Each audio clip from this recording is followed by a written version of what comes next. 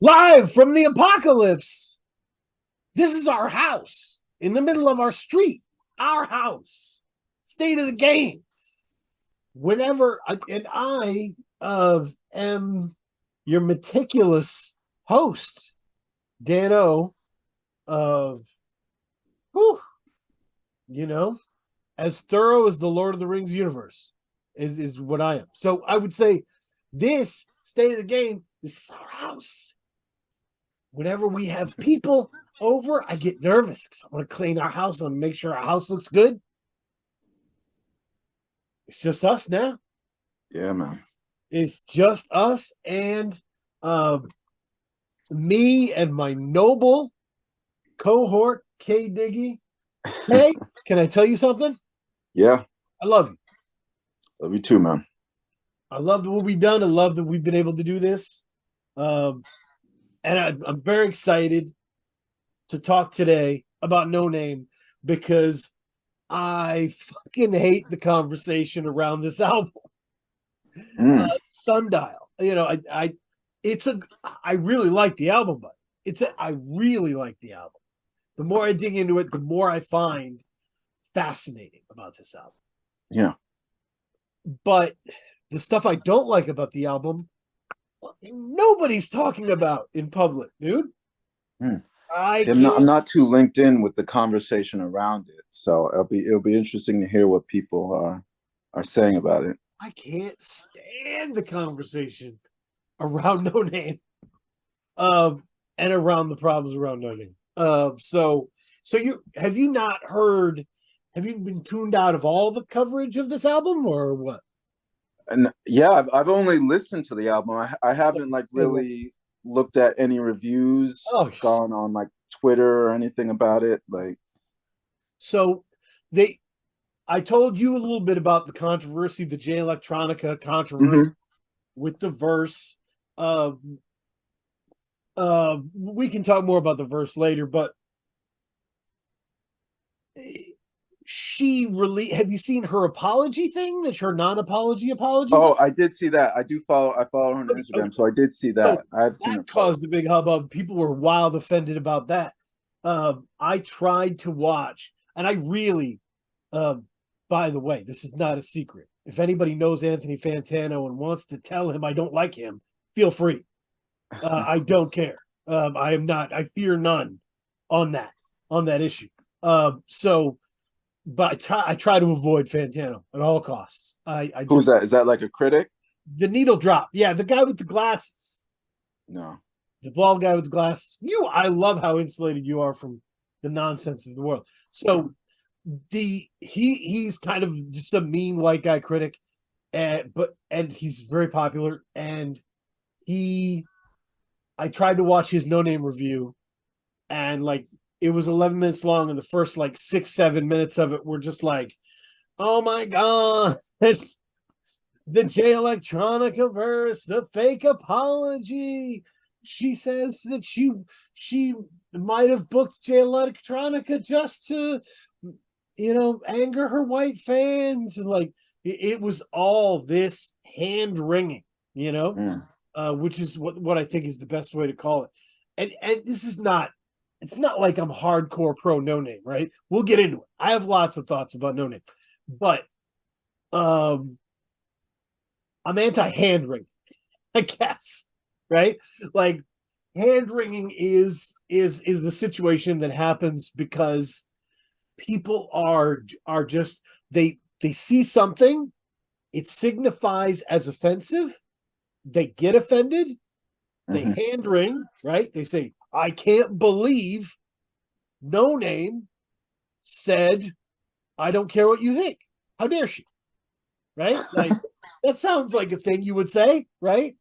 But if Gron said that shit, you'd think it was funny, Fuck off. Anyway. I mean, the question is, should she care what you think? Like, why do you think she should care what you think? That's another conversation. That's what I'm saying. Like, Gronk said that shit, no one would be mad. You know what I mean? People would be like, Gronk, let me toss your hair. Whatever. So yeah, I don't like Rob Gronkowski either, you can tell. Anyway, but it's just it's just nonsense, dude. And like the hand wringing is too much on this. So I just wanted to lead. I think the first thing I wanted to talk about was, is there anything about Noname that you wish the public had a better grasp on? Is there anything about Noname that I wish? I mean, I can lead if you want me to. yeah, because I have yeah, yards of this. you can lead. You can lead on this one. You know, I would say the one I was thinking about was, and it's by the way, Sundial is, you can queue up track one Sundial. Yeah. Queue up really Beauty Supply where I would point. Queue up Beauty Supply. Um, people are always angry at Noname for lecturing it. You remember when J. Cole got mad at her for lecturing, right? You remember this? Right. Right. And I was just like, you guys aren't paying any attention. Like, Noname, you listen to Beauty Spot, listen to anything. Noname is always taking herself to task. Yeah, it's like, oh gosh, Lauryn Hill has a quote. Like she says, you know, anything that I'm telling you, I've experimented on myself first. So that, and I'm not, I hate to like explicitly tie Noname to Lauryn Hill every time, but yeah, I mean, I think I don't think it's pontification or like, you know, what's the word that you use, or like lecturing. I think it's more of, you know, these are things that I've experienced. Let me explain to you how they've affected me. Right. Right. It's, and yes, in Beauty Supply, the thing I was thinking about was when she was like, you know, I'm, I'm looking at this white girl, I'm making fun of this white girl while I'm wearing a toupee, Yeah. And it was just like, what a moment of like, oh shit, like she called her weave a toupee, like, Yeah. oh, it was just it was an incredible moment of self-analysis. That was just strong, very strong. That's the stuff she does. That no one fucking does that, bro. I mean, it's the self-awareness, because you saw, I mean, you've seen that all throughout her three projects. I mean, I think of on Room 25, there was on Window there, she had a verse where, I know you never loved me, but I effed you anyway. Right. I guess a woman likes to gamble. So she's always had that self-awareness in terms of like, yes, I know, like, I'm out here talking to you, and I know that my shit stinks as well. Everyone's shit stinks out here. To really wrap up my point, to really put a pin on, I would say, instead of you thinking that Noname is lecturing you, Noname is talking to you. Noname is in a conversation with you, right? Noname's views on socialism don't really work, right? She's talked about it. She said, I don't know. I don't even know if I'm comfortable selling merch. Like, because I don't believe in capitalism. Like, she's trying to figure out her place in the world. Yes. And like, she's always thinking and always coming with new things, but she's not like pointing at you like you're doing it wrong and I'm doing it right. She's still trying to figure out what right would be. Yeah, and I think as an artist, she's expressing where she's at the moment. You know what I mean? And we can't expect, you can't, like, she's a human being, she's an artist, she's expressing where she's at the moment. You can't expect that to be like fully not thought out, but fully like laid out, fully thought out, fully like realized, because she's still realizing it herself. And that's all an artist can do. Is like, she's not, like you said, she's not a professor here. She's just a normal person trying to figure out where she's at in the world, and, you know, where her place is. in all of this. Right. There's like a it feels like that narrative is driven by people who don't listen to her music, frankly. Yeah. Like if Sure. you listen to her music, you would hear how playful it is, how intelligent it is, funny it is. It's funny.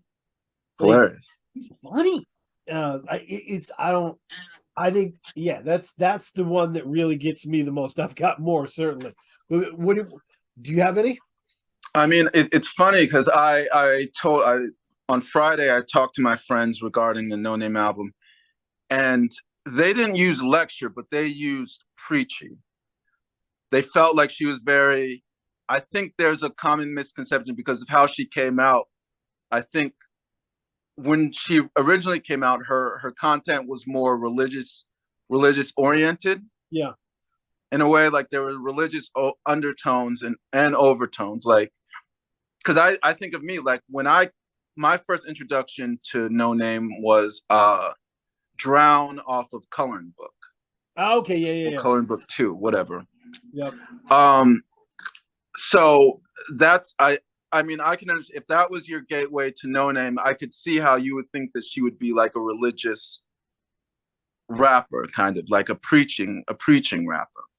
Yo, I thought about this.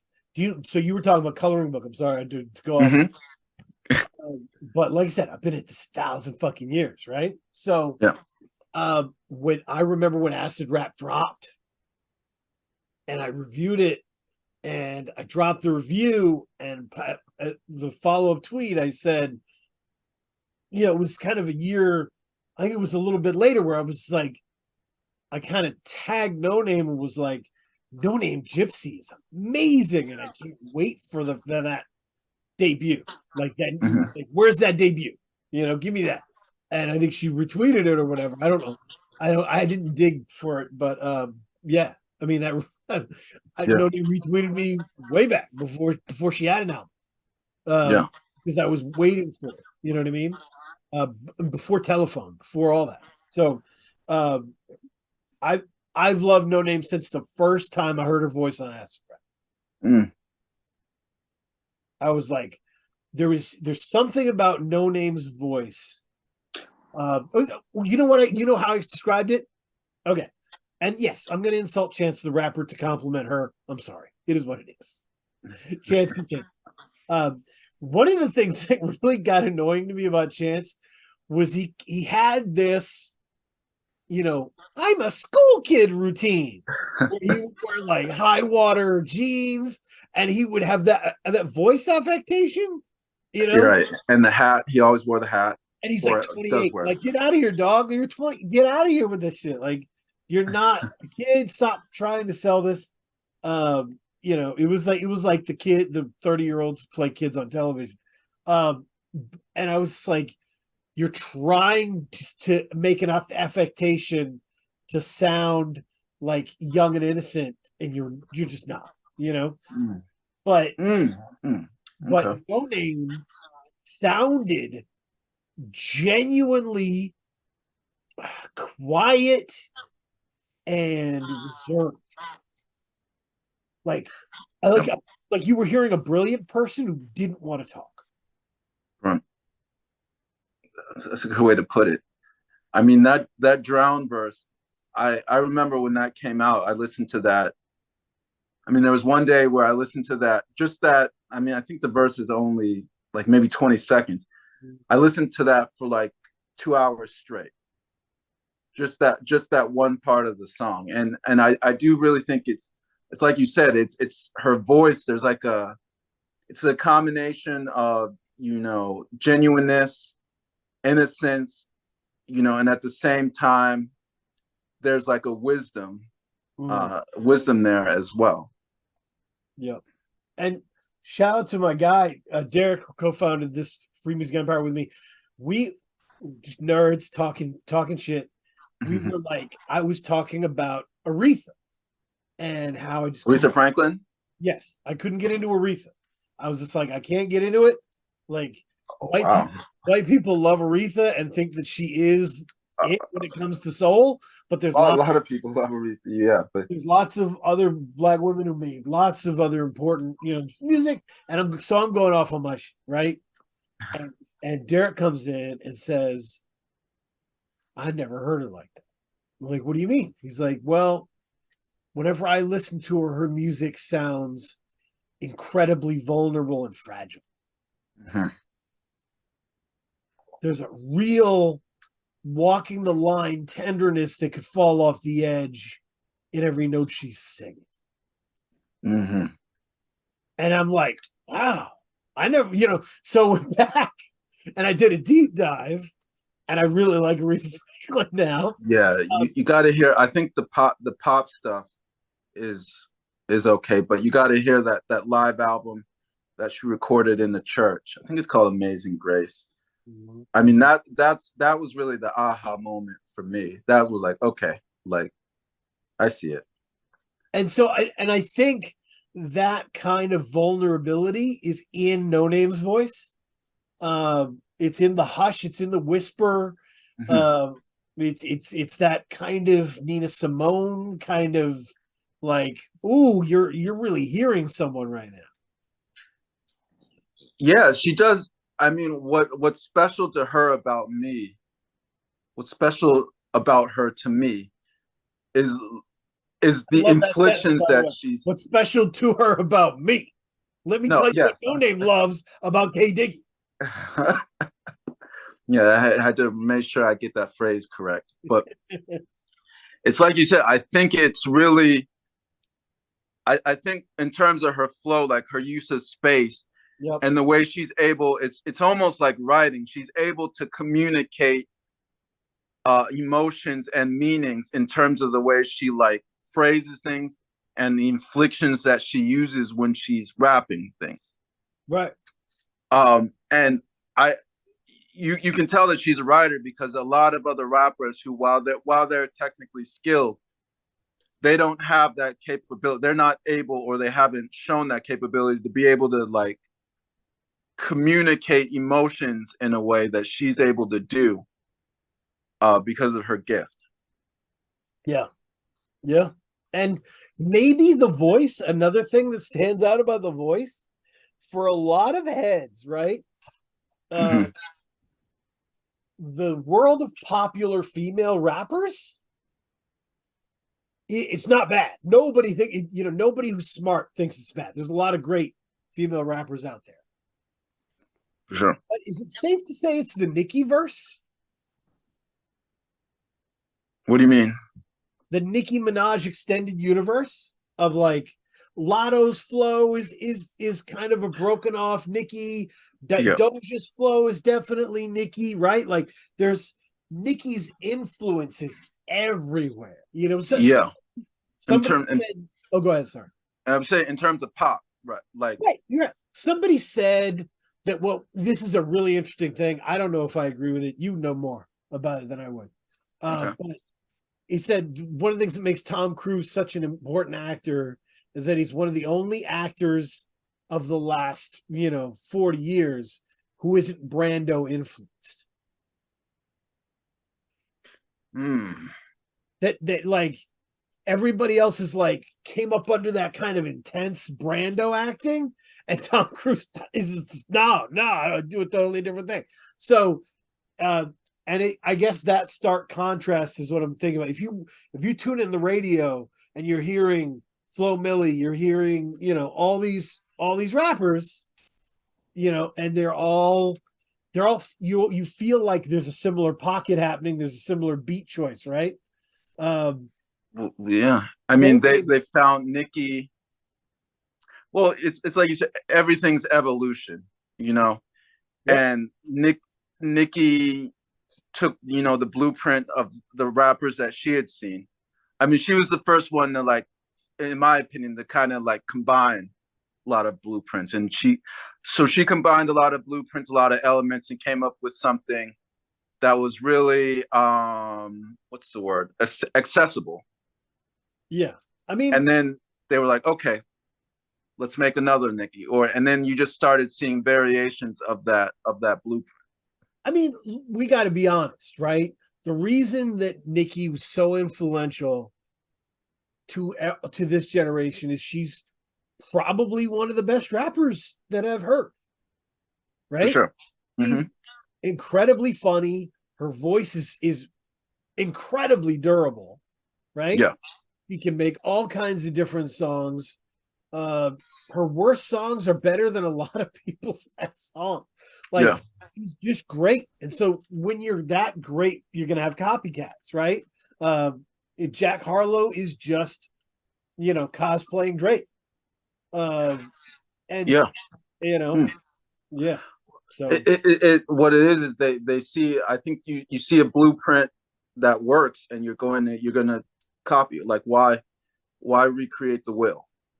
and well, but some of it is just like genuine love and genuinely like I fuck with this person. You know what I mean? Yeah, that's true. I Yeah. I really like and fuck with this person. They've influenced me, right?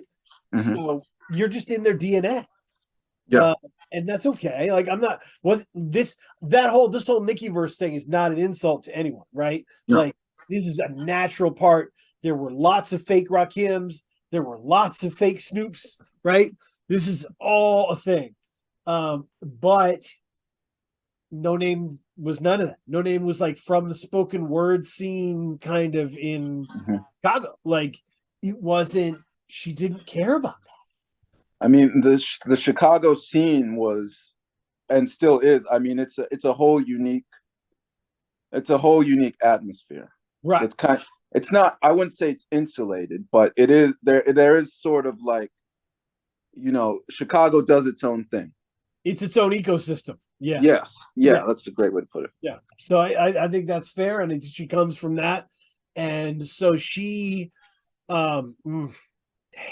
Yeah, she's made some very important music. And it's some of it is because of how you can't find anything like it. Hmm. You can't find anything like the music she's putting out because especially now, it is it is playful, it is funny, it is sexual, it is political, it's just Yeah. everything. Um, and so I I really like her career thus far, like on paper in terms of that space. Um, yeah, we talked about the voice. The other thing I would like to get out of the way in terms of the way people should think about No Name. Um, you can tell me if this is controversial, right? Okay. Being mad at black artists who are uneasy with their white fan base. If you had empathy, you would understand it, right? So you have to think about this. This is a person who grew up in a black neighborhood, in a black scene, right? Like making music that represented them to people like them, got popular, Right. looked in the audience, and it wasn't anybody. It wasn't anybody like that. And that is always going to be hard to deal with. And I would expand. I wouldn't say it's not only the music scene, but it's also the environment that you grew up in, particularly Chicago. Like if you know the history of Chicago, you understand how to say this. You see how the decisions of groups impact other groups very explicitly. Yeah. Okay. And in terms of the history of redlining and the consequences, like things like policies like redlining have decades and generations after it was implemented. Yeah. I mean, if put it on the books, right?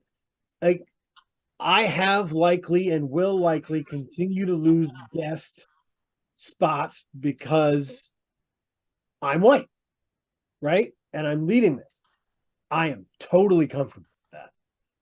I will say it is my job. It is my job to prove that I am not one of these vultures.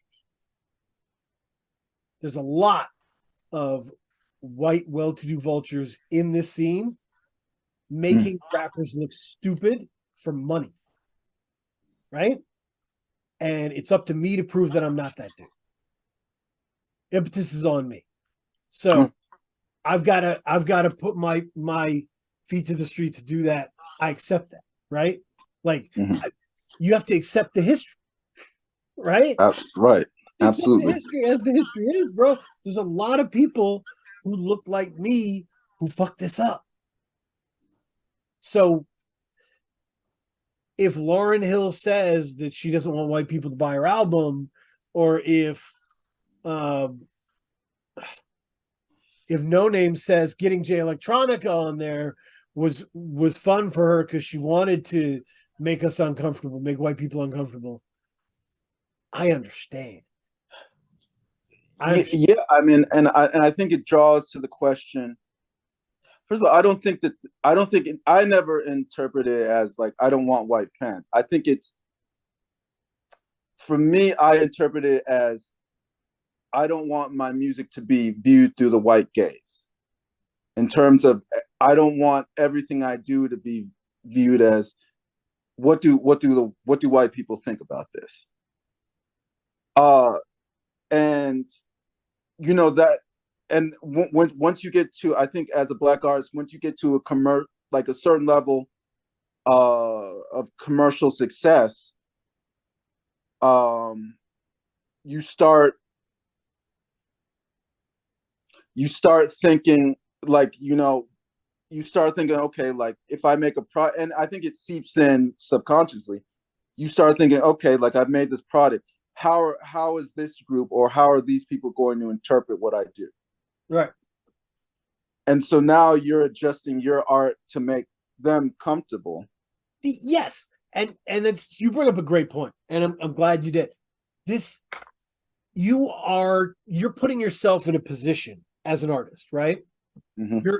You're marketing yourself a certain way, and all of a sudden you gain a fan base. And if it's the wrong fan base, absolutely shout out loud about it. Because if you don't, you're going to be stuck with that fan base for the rest of your career. So this is your life. Take the reins, and I no problem with that. You know what I mean? Mm-hmm. Yeah. So I don't know if any of that was controversial. That's my deal. I think people need to have more empathy. Some of these people that are saying, I don't want white fans, I don't want to deal with white fans, are survivors of environments those white fans couldn't imagine. Have gone through experiences those fans couldn't imagine. Yeah, and I think it's that. I also think it's almost an indictment of the system, the music system and business that they're in, where you go to these venues like and they sell out. I'm talking about you sell out these venues, and they have to charge like a certain ticket price to get in, and so when you get in, like you want to be an artist, but at the same time, like when you get on stage, this is a business. Right. And your customers are these fans and these faces that you see when you're looking out in the crowd. And that, I mean, I'm not like a performer, but I can imagine that that's very difficult thing to grapple with. Yep. Yeah. And grappling, even in public, should be okay. It should Yes. be okay to investigate your thoughts on something. Right. We're in an environment where we believe in constant, violent accountability, but we also believe in mental health, which I'm not sure we can do both at once, right? Like mercy has to be there somewhere. You have to factor in forgiveness and empathy if you're gonna. Anyway, we're off the top. Anyway, yeah. So, the arc of these albums, how do you feel Sundial fits into this as a 3-album arc? As a 3-album arc. I mean, I always talk about how, like I view rapping, like rap careers, almost as stories. You know what I mean? So I think, to establish like a loyal following and a compelling following, you have to establish who your character is from the gate. Right. And I think so. The first album, Telefone, I think she does a great job establishing the character of Noname. Mm. And I think it's really centered, like, to me, like I going back and listening to all three albums, like back to back to back. You can see it's really centered on her, who she as a person, who she is as a person, and her experiences in her environment. And then you go to Room 25, and she's not only talking about her experiences, but I think she's exploring the environment a little bit more, and she's exploring like how her environment got to be what it's been. And then now when I look at Sundial, it's for me, it's almost her processing her anger towards why her environment is like it, how it is. Mm.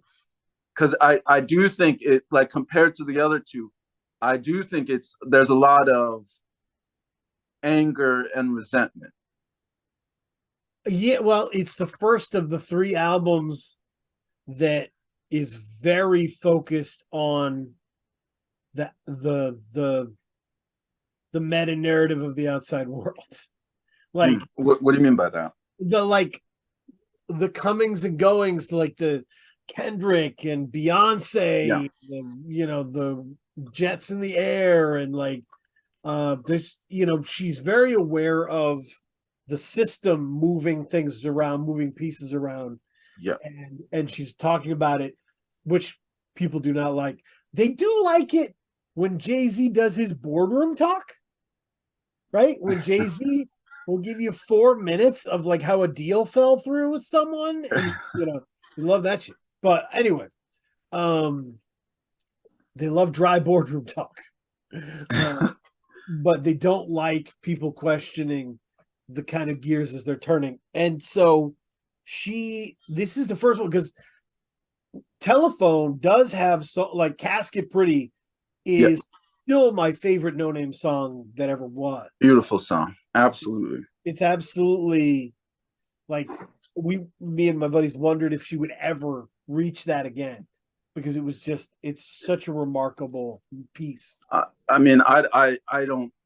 When you say reach, I don't know. I don't know if reach is the right word. I think you could only make a song like that when you're in a specific place in your life. Yeah, that's fair. And I think it's like a combination of where she's at, because I think what makes Casket Pretty so beautiful was her innocence, in terms of, because it was like she was approaching this in kind of like a wide-eyed fashion as well. So I don't think she could make a song like Casket Pretty again. Well, and as a writer, she's such a good writer. Yeah. Like, she picked innocence as the tool to use to tell the story, right? Yeah. So, the way she says, the way she says it, there's no toughness in her voice. No. It's no. purely mournful, and so it makes you face it, right? It's an amazing song. But there's a lot of amazing songs. All I Need is amazing. Bye Bye Baby. The last song, Shadow Man, is beautiful. Like, it's a heck of a project. It's one of those put you on the map projects, right? Yeah. Where she's working with her voice, she's working with flows, she's really exploring subject matter and what she wants it to be. Diddy Bop is crazy good. Oh, I loved it. Oh yeah. So it's And it's very light. It's very airy in a lot of ways to me. Yeah, and that's the thing. It's very not. It's very minimal in terms of the sound, right? The soundscape is minimalist. It's It is letting her be the star. Yeah. And that's why Room 25 means so much to me. Mm-hmm. It's two reasons Room 25 means so much to me. Okay. She could easily just rapped over these minimal soundscapes with her whisper of a voice and just killed that. Right? She built that strength on the first album. Mm-hmm. Could have like come back round two, killing it again. Yeah, she could have continued that, right? There's people who do that. She came out, did a completely different thing, like Montego Bay, like completely like lush, sound beds, and Window. yes, and pushed her voice, and that takes stones, man. Yeah. That takes stones, especially when you have, like I said, a light voice like she does. You have to be worried that you won't come over the beat. Mm-hmm. She had to adjust. She had to grow. She forced herself. And that's incredible. So that's one thing. Room 25 means a lot to me for that. The second thing is she finally got sexual. The first one, she wasn't comfortable, right? She wasn't comfortable, right? She was in her own skin. Honestly, it's really hard for women to embrace sexual content because it's manipulated so often by dudes. I really cherish everyone's sexual content. Like I'm sexual content. Dude. Okay, it's all weird. I'm sorry. I've had friends who've gotten older and been like, I don't want to hear people talk about their this and that. I'm like, I love it. I love it. Keep doing it. Go for it. Yeah, because I'd like to ask you, because that's an interesting point that you bring up. How do you think Noname approaches sexuality that makes her unique? Oh, it's so good. So what happens a lot of times, assertiveness is your calling card in rap music, right? It's all about pounding the track with whatever you are. So the guy says, I've got a huge penis. The woman says, I've got the best vagina, and it's a tit for tat kind of thing. Noname is so dope because she does it in this kind of whispery, flirty, half laugh that feels like how a real conversation would be. So, okay. All right. I can see that. You're right. You think about that Boom Boom song on Sundial, dude. I love that song. You're right. There is a flirty, it's almost. She says in that song, she says, come eat a Georgia peach or something like that. It says like, she's just messing around. Like, and there's nothing to me cooler than hearing someone comfortable and messing around with their own sexuality. I love that. I think that's awesome. I think that's the upper tier. It's funny because she had the line. I think the Boom Boom song. She had the line where, I don't smoke cigarettes, but I puff on cigars. Yeah. Any other rapper or any other person, I would have been like, ugh. But coming from her, that it's like charming. She is. So that's what. And on Room 25, she really something about the funky production of it that kind of felt Caribbean at times. It kind of felt, you know what I mean? It felt tropical at times. Something about that production and her mixture of, oh fuck, I moved to LA and I don't know anybody here. I'm kind of horny yet I'm bored. Like this kind of mixture was just really cool. It was just really, it just made it feel really real. You're right, and there is an element. I'm glad that you mentioned it because there is an element of flirtiness. Yeah, that is kind of missing in terms of, I don't know, the spectrum of rappers talking about sex. Yeah. It's always either over the top or it's always possessive. But Noname, the way that she talks about it, her sexuality, it's very, like you said, it's very flirty. Yeah. And to me, like I said, for me, the signifier is comfort, right? Yeah, yes, I want everybody comfortable around me. I don't yes. want any of these uncomfortable motherfuckers around me. I don't want uncomfortable sex talk around me. You know what I Mhm. mean? Like you remember, like I don't know, you're too young. When RZA rapped about sex, it was always very weird and uncomfortable. You know, he would say shit like, "Girl, you shining like a new pistol." I'm like, I'm not sure that's gonna work, dog. I'm not sure. I'm not sure it's gonna work, dog.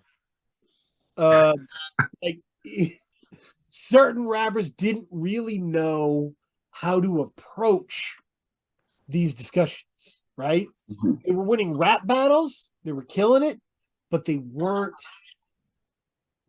ready to have those conversations, Mhm. which is why you got to be comfortable within yourself. I did a podcast with Crate 808. It ended up being 3 hours. Mighty Healthy was on there. Uh, Tokyo Cigar, Midas the Beast. Oh man. We were all talking about our favorite Raekwon songs. Uh, and I talked about Ice Cream. And I said it's one of my favorite Ghostface verses of all time because Ghostface in the song is flirting with this girl. And he said, you know, he said like I'll put that thing to sleep like a Dina Howard, you know. Sorry, that bitch been on my mind all week. So I'm just like, this is the greatest aside. He's like in the song flirting with this girl, and then he's just like on this aside about Adina Howard. It's so that there's a level of comfort in conversation there that is just that I'm enamored by. Yeah, yeah. It's comfort and it's natural. That's what I like about Yeah. that's what I like about it. Like, good sex rap, it should be, like you said, comfortable, it should be flirty, and it should just be natural. Yep. Like you're not I don't want anytime like I feel like a rapper is trying too hard to come up with a clever sex line. That's when it like turns me off. Yep. I I mean, shouldn't use the word turns me off. That's when I'm like I'm not down for it. Like it's like I'm still I am not listening to this music to get excited. Okay. I yeah, am listening to this music on artistic merits. Sex, art is art. And you yeah, should know how to in what is good sex art versus what is bad sex art. It's not necessarily someone looking or sounding like someone you'd be attracted to. It's whether they hit the mark, right? So, hmm as an example, Doja Cat is chaotic. Doja Cat's a chaotic individual, correct? yes, Okay. So her sex raps are chaotic, yes, yes, but I fuck with it because I know that shit is her. That shit is in her heart. That's her being comfortable. right, right, I'm looking for your comfort, for you to be in your comfort zone, um, and that's where I want to hear your perspective in terms hmm of. So hmm that those are the two things for me on Room 25. Her really nailing down how to talk about sex, um, and her really like swinging for the fences production wise, and making her catchiest album. yeah. Yeah, The ambition. I mean, that kind of what stood out. Going uh from Telefone to Room 25, you can hear the leap that she took artistically. And I think it's clear to me that she's ambitious in terms of she wants to be recognized as one of the best rappers, period, on the scene, male or female. She wants to be in that conversation, and I think Room 25 was like the laying bare of her ambition to me. that's a great way to put it. Like, yeah, I mean, this is like because I think some people had boxed her into that like artsy spoken wordy kind of Yeah, thing that you're like, she's gonna be over here with like Mick Jenkins and these delightful people, right? And she was like, fuck you. Like, I want to do what I want to do. Like, maybe I will make a pop album, motherfucker. And she came with it. And if you were to really make a list of the most catchy no-name songs, like 90% of them are on Room 25. Oh yeah. Right? I mean, I still think Montego Bay, that's my favorite. I mean, Casket Pretty, I think, is probably the best no name song in terms of, in terms of the degree of difficulty. But I think Montego Bay is it's just a fantastic, light, fun song.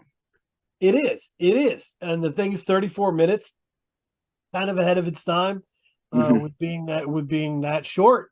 But another banger is Ace, by the way. Hey, oh yeah. Oh, crazy, crazy banger. And the fact, when did Care for Me? Did Care for Me came out around the same time as Room 25 ish, right? Must have been the case. Let me see. Uh and I only mention that because you could tell, like, that's what I loved about that Chicago scene is those guys, they're competitive. Like, that they're hearing each other's. Same year. Yeah. Care for Me in Room 25. Holy crap. Yeah. Yeah. I mean, and so you can hear Saba, by the way. Saba Care. Yes, Saba, yes. If you didn't know. Yep. You can hear the competition, like, okay, like Saba probably heard No Name's verse and was like, okay, like, yeah, I'm gonna bring it too, just like you can. Right. And you can hear them like kind of pushing each other Yep. to greatness.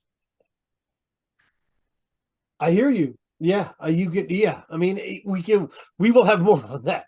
We will have more on that. But so that's, to me, Room 25 is still, that is number one in my heart. Not, and it's, yes, it's because it's catchy, it's because it's fun, but it's because it's so daring to me. Like, it's such an incredible thing because you could easily have just taken like light bass lines or light piano keys and rapped over them for Yeah. years. People would have still fucked with you, and you went big, and you did it.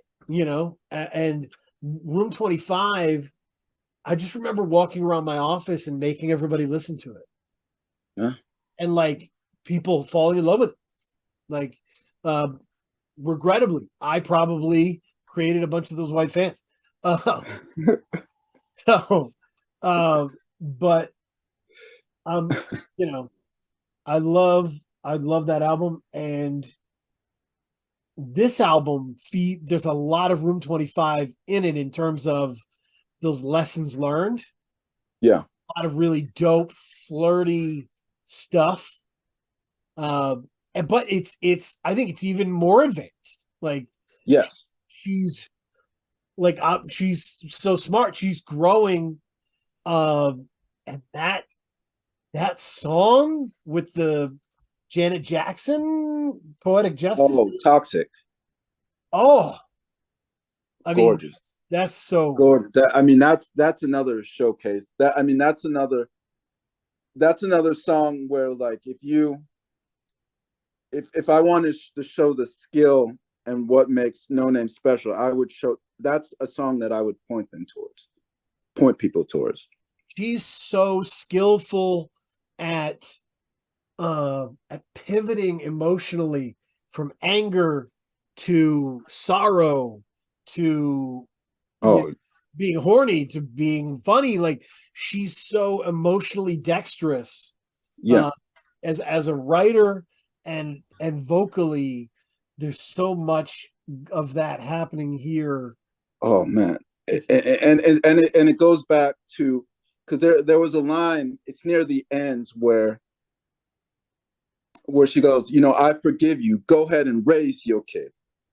I don't know if you remember that. Go ahead and raise your kid. Oh yeah, hard to forget. 3 times. But what stood out to me, that line is like a masterpiece. Mm-hmm. in Mhm. terms of, and it goes back to what I was saying in terms of, you know, how because of her writing ability and her use of space, she's able to communicate things, and she's able to like, she's able, I don't know, like just if you just read the, if you read the line, like if you read the line on paper, you wouldn't understand the true meaning of what she was saying. Oh, if But you it's because of how she delivered it, it's the space, the emphasis. She's able to communicate like an underlying, you know, like resentment, not only resentment but acceptance, and you know, like I mean, it's just a masterclass. Like the that line in itself is just a masterclass, and not a lot of other rappers could do. you're so fucking smart, sir. This is not to be taken lightly, right? I think what you're talking about that she's able to do, and this is a combination of the writing and the delivery, right? Yeah. She's able to create philosophical resonance in what Mm. she's talking about, right? Think of it like skipping the stone along the water, right? And watching the ripples. Like there's ripples to that line, Mm-hmm. right? Yeah. So like understanding the system at play, understanding the consequences for the people involved, Ooh. and to your for your community and for the people around you, and saying, I won't be another, like, another monkey wrench in this thing. I'm not Mm-hmm. going to be another bullet flying. I'm not going to be a negative force Mm-hmm. anymore.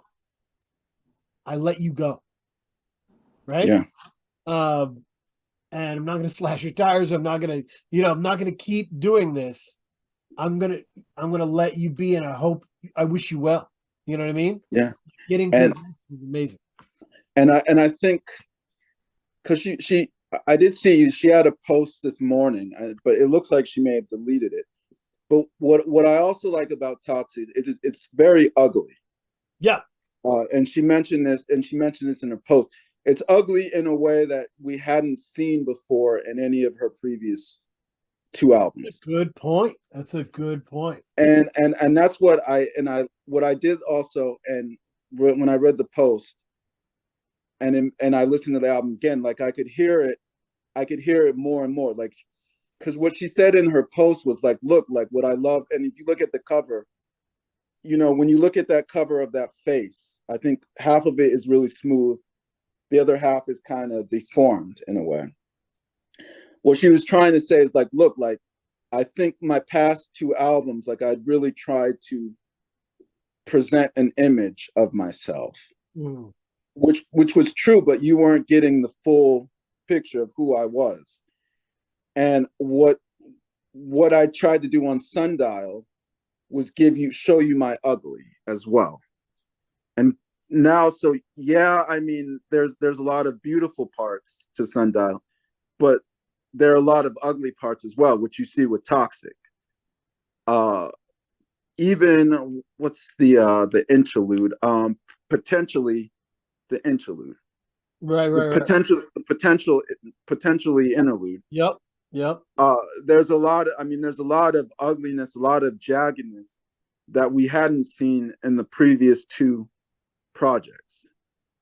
Yeah, maybe. Yeah, it's a great way to think of this album. That Room 25 was opening the door for her to be like, I'm sexual, and I'm here doing Mm-hmm. that, and I will be able to talk about it. And this is that album for her frustration. Mm-hmm. That she's Yeah, adding to that and saying, sometimes I get pissed off, and here's yeah, that. and you know, sometimes I get pissed off and I'm angry, and sometimes the way that I communicate, because that's why Toxic is like so remarkable. That's why I think it kind of stood out to us, because even the way she's communicating, it like the first time I heard it, I thought like, whoa, this is a little bit much. Like this is a little. I mean, this is a little bit much, man. Like you got to process this shit before you rap about it. But I think that was kind of the point. Like Yeah.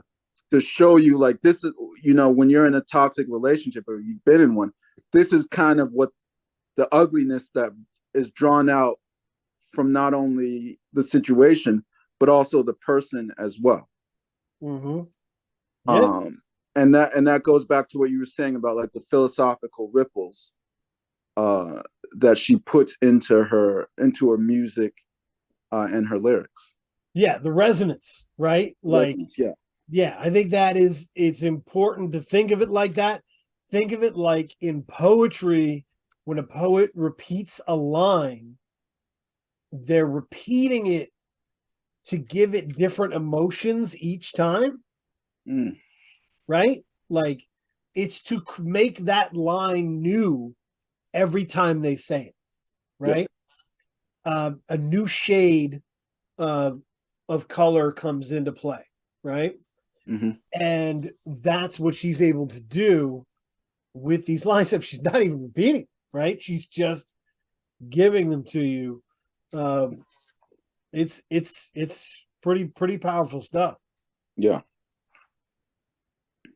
So yeah, I think that's interesting. I really don't love the album, the album cover. Mm-hmm. I really don't love the cover. Um, yeah. By the way, the other thing is about the Jay Electronica situation, because we're going to talk about guests, right? Yeah. You listen to her old music, she does name check Jay Electronica, right? She's always loved Jay Electronica. Right. She's always been a big fan of Jay Electronica, and she got Jay Electronica. She was excited, right? And by the way, she has the best verse on that song. She destroys. Yeah. I would say her second verse. Oh yeah. Oh, quite clearly. Yeah, that was probably one of the best verses of the whole, not Yeah. only the album but the whole year. Yes, I mean that is, it is incredible, and to have it followed by one of the weirdest Jay Electronica verses that's just all over the place, a mess. It's I guess look, I don't care. Like, I'm not offended by Jay Electronica in any way. Mm-hmm. I'm weird in the sense that I'm Jewish, and if Jay Electronica hates Jews, I kind of don't care. I don't care. If you're at home and I'll never meet you and you're sipping a beverage and you quietly hate Jews, stay right there and do that. That's fine. Don't get in your truck and kill anybody. You know what I mean? Stay in there, whatever. Write your angry stuff, think about stuff. That's fine. So I'm not heavily invested in whether Jay Electronica likes Jewish people or not. But I don't need his thoughts on Ukraine. I don't. So it was a messy verse. It's a lot to talk about in a very short amount of time. So what was the controversy surrounding his verse? Was it just that he was on the album, or was there something that he said? No, it's not just that he's on the album. Okay. I gotta pull up the verse, bro. That shit is insane. Like, it's a lot. I'm gonna go through it. I'm gonna go through it with you because Okay. it has to be thought of to be believed. Oh man, but her second verse is so damn good, dude. Yeah. So damn good. Okay, like Lazarus, I was dead for 3 whole nights. Alakazam, I shook back like casino dice. Satan, call me magical Negro. Cool, you got that. I popped on the world stage with my AK cocked back. Saw the Roth family in half to get my clout back.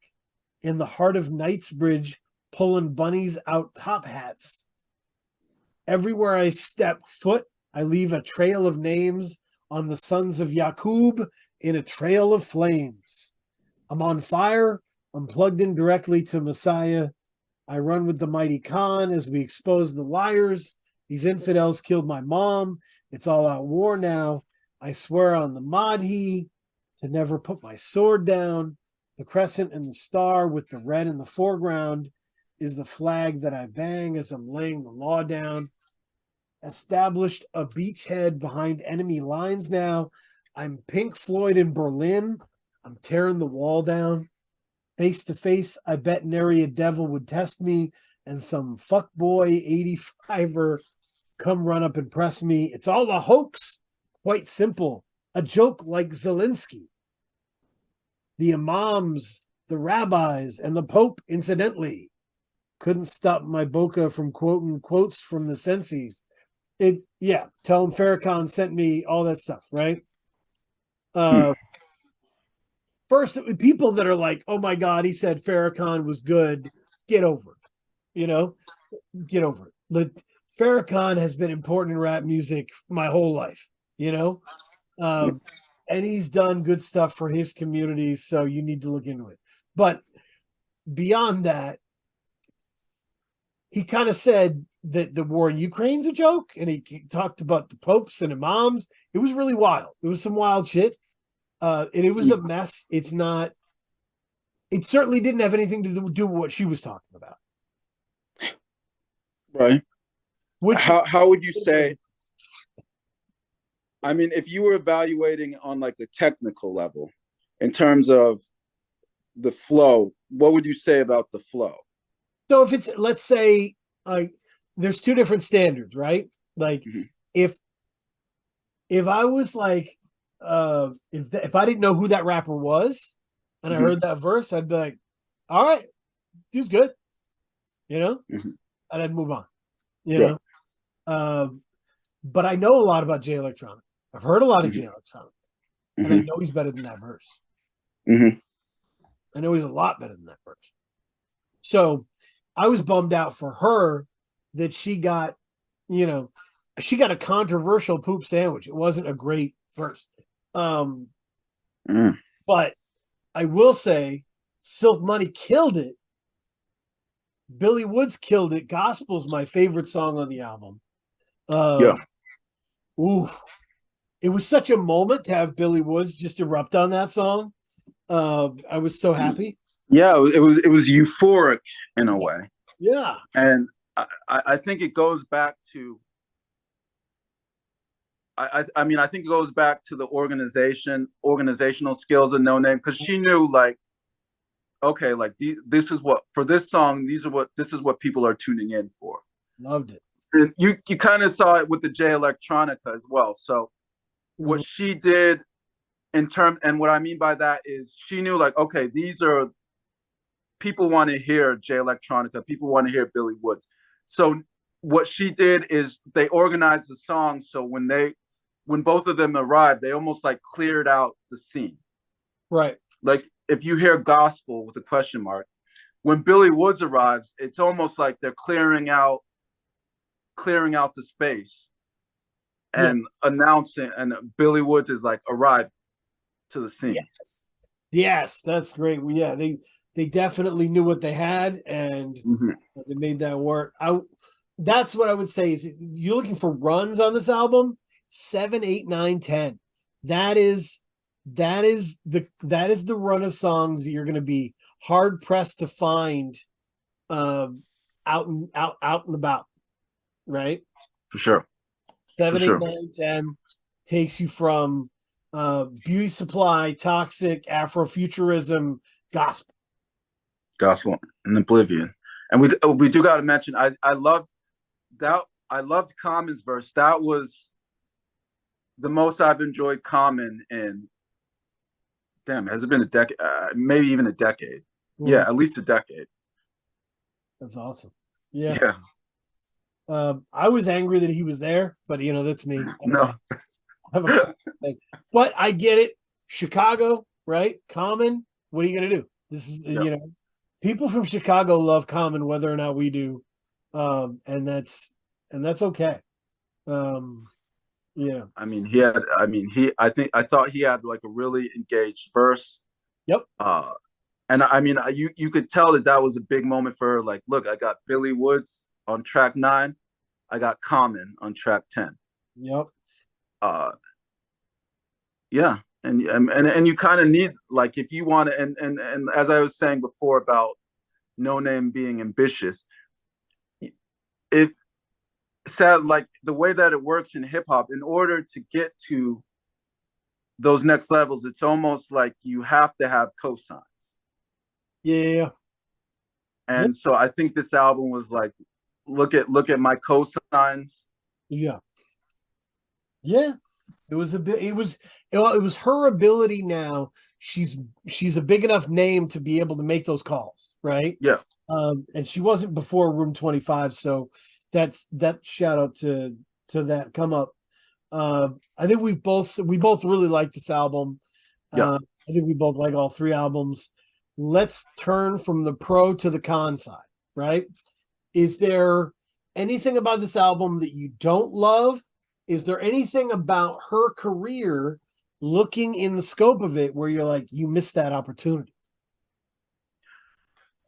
I mean, I would. What I liked about Room 25 is I thought it was more. There was more of a spectrum of emotions. I thought it was more emotionally balanced. Like you look at Window, Mhm.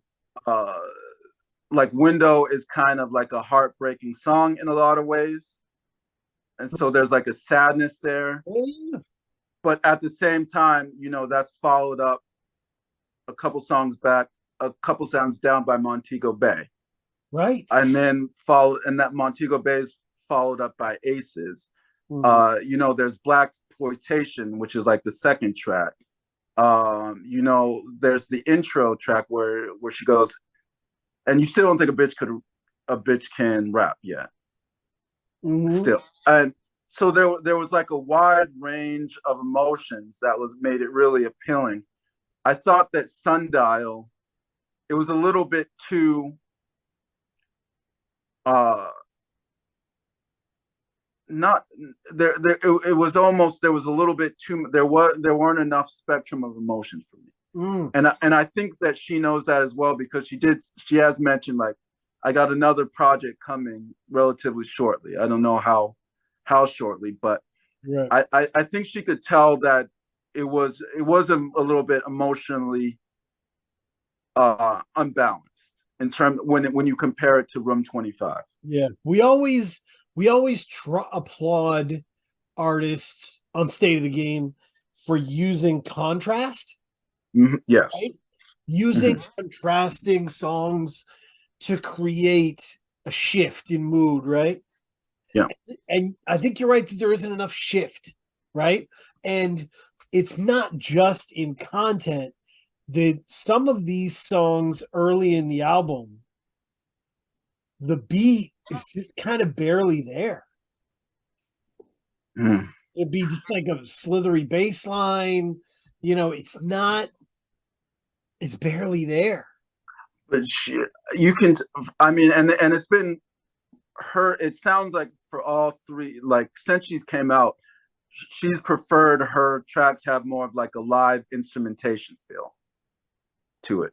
So I mean, because that does kind of bring, there is almost like a, I don't know if this is the right word. There's almost a looseness to the production. Yeah, yeah. I mean, Uh, and sometimes it's perfect. Like yeah, Boom is perfect, yeah, right? It's not overwhelming, but it bangs, it bounces, right? right. I mean, I think that this, with that being said, I do think this would be like a great live. If you hear this live, it's Oh, going to really pop. probably. Um, Yeah. but in terms of, in the format, in terms of a CD or how we're hearing it, Yeah. there is a looseness that we're maybe not accustomed to in terms of production. Yeah, it's kind of like gospel. Like the production's great, right? I love that. Hmm. Um, Hmm. but there's points where it's kind of, a drowsy jazzy album production. Hmm. There's points where it is a gospely album, but I Hmm. don't know what the unified sonic character is. I don't know what the production character of Sundial is. I may get there listening to it more and more, right? I may get Yeah. there, but right now I don't really know. Um, Hmm. and I always knew it was Room 25, right? Like, so Hmm. I kind of, there was part of me that was like, I wish I could take the production on Janelle Monáe's Age of Pleasure and just have given it to Noname. But you know, that's me. Uh, yeah, Interesting. yeah. Like what? So you would do that. What? The question is, what do you think No Name is lacking in? What type of production would you want to see her? What or what's the best way? I wrote this question down actually. Mhm. What would you want to see a producer add to No Name? Yes, yes. Okay. This is what I would like to see a single producer really work with No Name. Like Mm-hmm. really be with No Name and make an album, Mm-hmm. you know? Yeah. And what would you think? Like, what is it that you see? What is No Name production lacking right now? Uh so like let me give you who I would pitch, right? And Okay. we'll explain why, and that'll fill in that gap. I would go August Fanon. Hmm. August Fanon has a way of making songs that are very emotional, that have a lot of feelings in them, Mm-hmm. but are nasty. Like the undeniably dope beats, right? Mm-hmm. So that he can do it, he can do both of those things. It's a big reason why Armand Hammer's gotten so big, right? August Fanon flavor. Ooh, see, you're right. Because I mean, that brings a good point. You're right. I think No Name, like, she knows where she's comfortable in terms of her rapping, Mhm. and I don't mean comfortable in like a negative sense. I mean like she knows where her pocket is. Like, Yeah, yeah, so you're right. I would like to see her kind of expand and see her try something in terms of tempo, like you said, something a little bit. Because the way I see her production is, it's almost, I see it almost like in terms of like temperature. Her production's very warm. right. I I'd love to hear her over something really hot or Yes. Oh, something really cold as well. the thing about it is that the reason Fanon is such a good deal to me is his production is kind of gnarled. Like he kind Mm, of gives you gnarled sounds, but he gives you beautiful sounds that were gnarled. And Fanon is stupid intelligent, crazy, crazy intelligent. yeah. Only fucks with intelligent people, right? Yes. So, look, the iceberg theory shit, right? Like he only fucks with dope lyricists that are smart. Fanon would give you a sound bed that was like very black, very smart, but nasty, right? Yeah. And that's what we need. You want to you want to discuss nasty subjects. The production should kind of get nasty. You should have that in your back pocket as Yeah. a lane you can switch into. And that's going to be her expansion. I do believe that, because we, as I said, I we she her right now her production is very warm. She's going to have to expand her production and, like I said, get on different temperature beats to Yep. really like push herself, because we know she can rap. Yep. I would love to see like an just her just bar out, just a track where she can just Exactly. I would like a mighty healthy type beat that is just big and nasty and and strong. crush it. Yeah. Like But think of Lord Knows on Take Care, right? yes, Like a big like anthemic thing, because I have much more faith in her versatility than a lot of people. easily, yeah. And we know she can do that, but she'll never be able to necessarily bar out on her current production temperature, or that current like Yeah. space. She'll never be able to just bar out like that. No. And we know that she has the technical ability to be able to do that.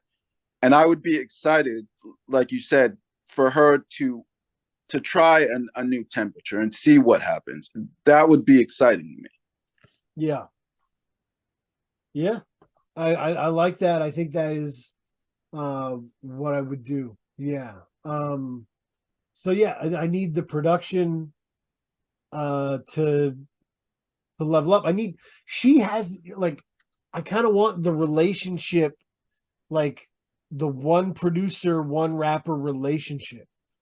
Like, think about how cool it was talking to Fat Boy Sharif Hmm.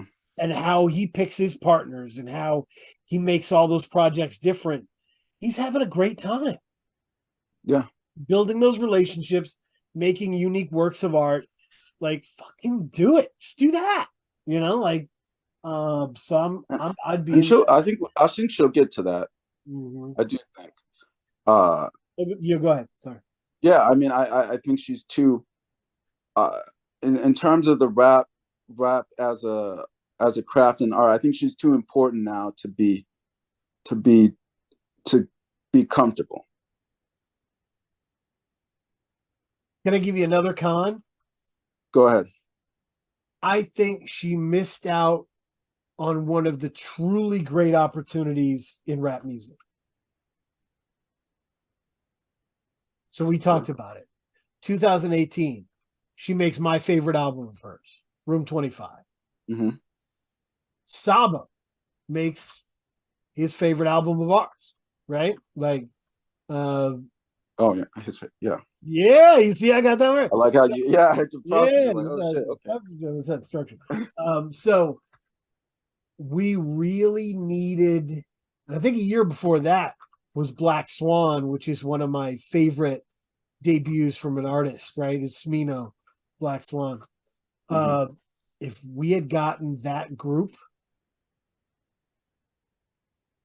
2019 or whatever, that group album, Oh man.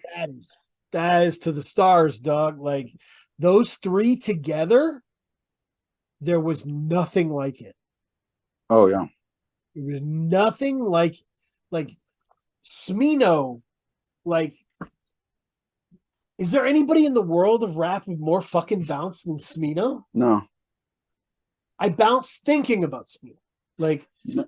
Oh, Smino, that like one of those. I don't know, just like one of those toys. It's just always moving. it kind of them together like Aces. They were together on Aces. That track it kind of reminds me of like the Miami Heat. Yes. Uh, that trio when Oh, Wade, Bosch, and LeBron were that big three, and just the chemistry that they had. Everyone knew their roles. It was exciting to see.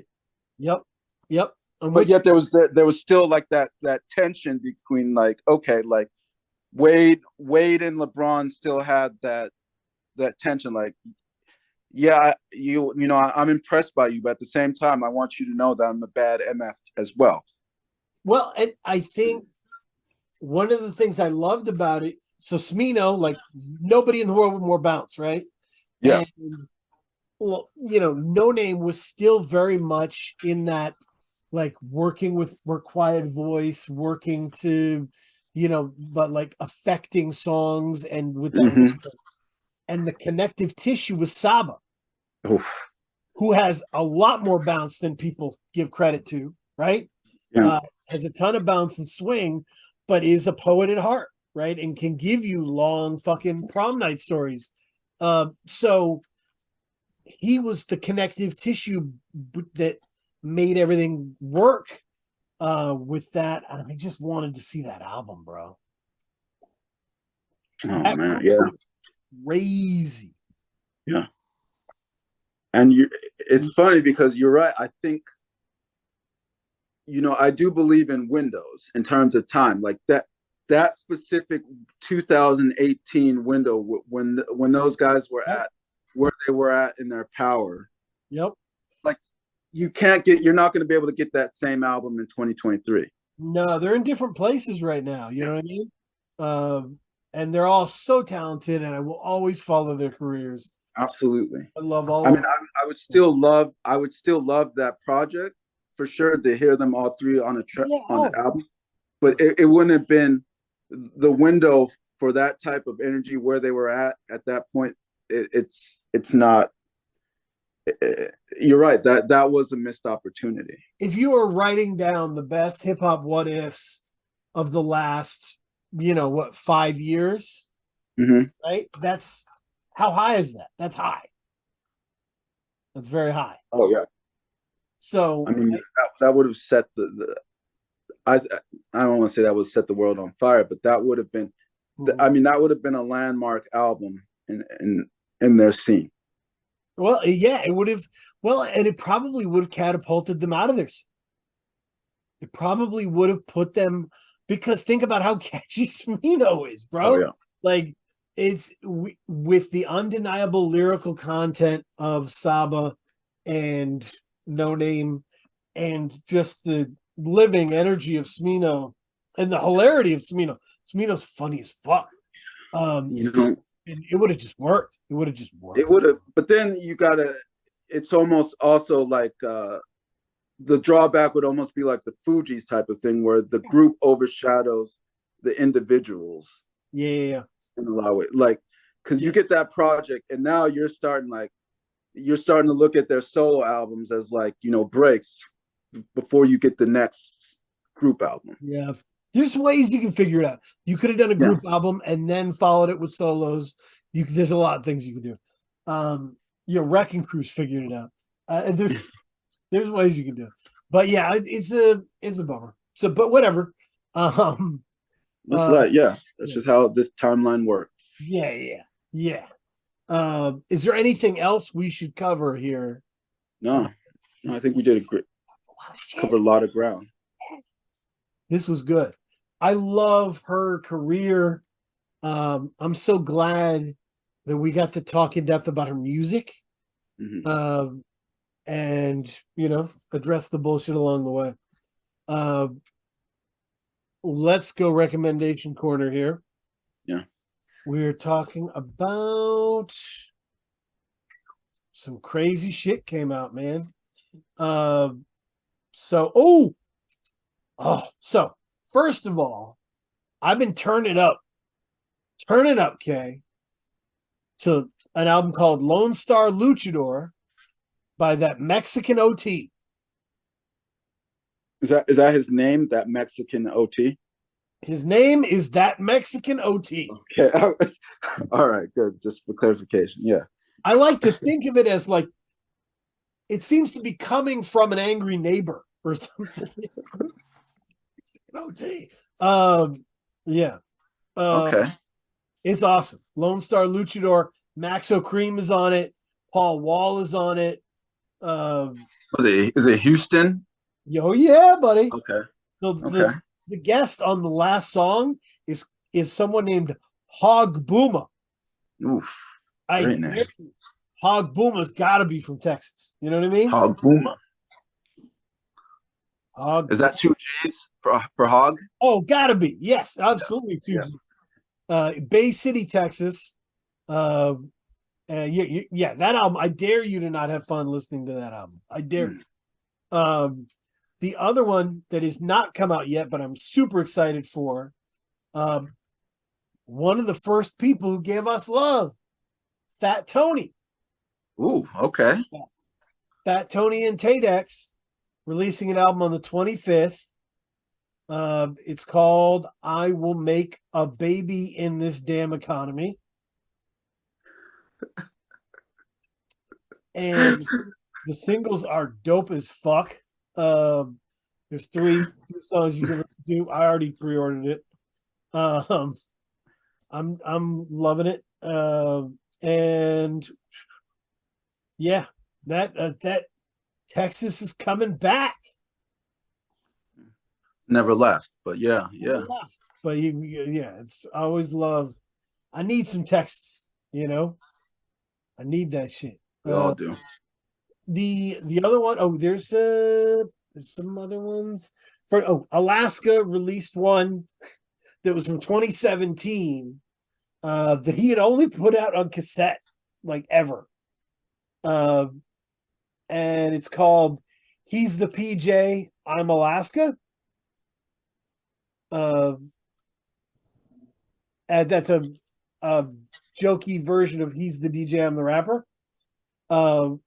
It's just like, is it like a collab album with someone named PJ? yeah, PJ Cass. Yep. Okay. So, and it's 9 songs. and it's just fucking Alaska rapping his face off over Okay. like fun party kind of sounding production. Woo! God damn, that thing is dope. Alaska just shocks me at times. Um, he's very good at rapping. So I think those are my three. Mm. Yeah. Limit it to three.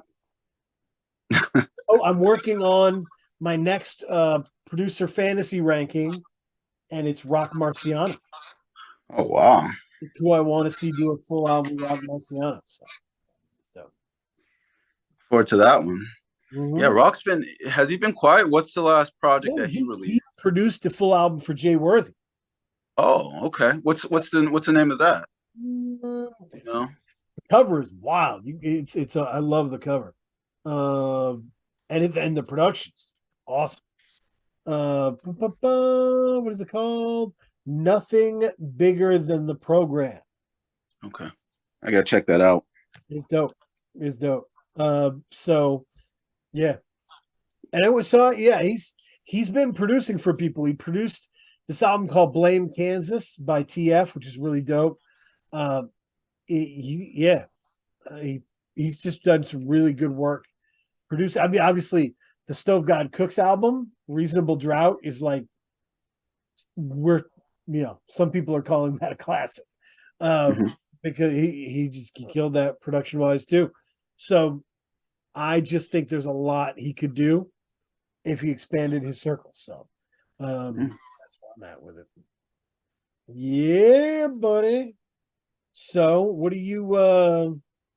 what problematic media are you digesting? What are you No music, but I think I've the only new thing that I'm really getting into, I'm getting into the second season of Winning Time. Oh, I haven't started yet. Is it good? Yeah. My wife It's might have jumped off. She says she's done. She yeah, said, I mean it's all right. I mean I think they're catching its stride. The second episode was better than the first episode to me. So, cool. I mean that's the only thing new that I'm listening to or watching right now. Oh, there's everything hit for us at once. Uh, Only Murders in the Building hit. Oh, yeah. The new season's out. How Uh, is that? I've heard some good things about it. Good. It's really good. And the Good Omens 2, the second season of Good Omens on Amazon is really good. That's a crazy show. Okay. What is the one on Apple that we're watching? After Party. After After Party. After Party. Okay. Yep. We've been doing that. Yeah, chilling, buddy. Chilling, buddy. Um, what a beautiful time it is, man. Um, we had I don't know if I fucking told you. You remember that episode 159? Del the Funky Homo Sapien with Alaska Adams and Henry Canyons. Mm-hmm. I posted it July 23rd. It's number 6 all time in the free space. Wow. It's fucking dope. Like it is just running up the charts. That's awesome. I love when our new episodes become our most listened. That's really cool to me. Because we've had some crazy guests that are highly listened to. So Oh, seeing that, shift up is dope. Um, I love all the love. I think our listenership is in like 3 tiers, like Olympic gold medal, Olympic medal, mm-hmm. right? The gold are our Patreon folks that are, that are hooked in, right? They're checking out State of the Game. They're listening to my philosophical analysis of the movie Bronx Tale. They're tapping into all the weird shit.